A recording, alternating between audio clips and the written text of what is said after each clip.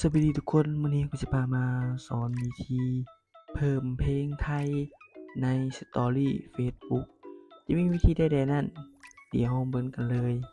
ก่อนอื่นเราก็เข้ามาที่เฟซบุ๊กของเรา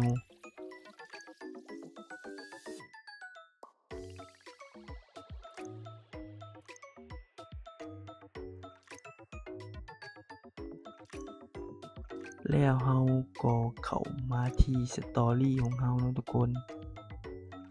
หลังจากนั้นเราก็เลือกรูปภาพที่เราจะโพสต์ลง Story นี่เป็นตัวอย่าง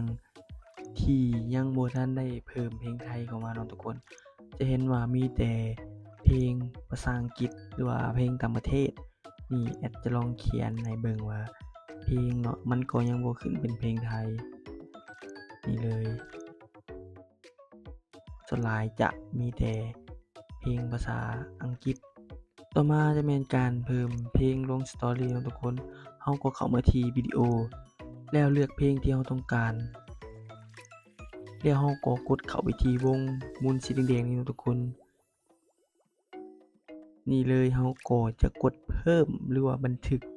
เพลงที่เราอยากได้เนาะทุกคนเราก็เลือกเบิ่งเพลงที่เราอยากได้แล้วเราก็กดเข้าไปที่นี่เลยวางวงหมุนสีแดงนี่เลยกดเข้าไปแล้วมันจะเขียนว่าบันทึกเสียงเนาะทุกคนเรากดบันทึกเลยหลังจากนั้นเราก็เลื่อนหาเพลงที่เราต้องการ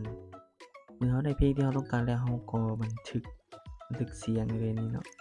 กดเข้าตัวนี้เลยหลังจากนั้นเราก็เข้ามา Story ของเราหลังจากนั้นเราก็เพิ่มรูปภาพหลังจากนั้นเราก็กดที่ปุ่มสีแดงๆนี่ทุกคนบันทึก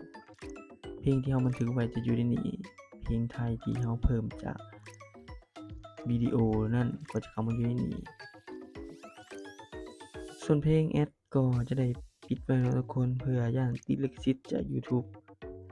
แอดเลยปิดเสียงไว้ปกติก็จะมีเสียงเพลงให้เราฟัง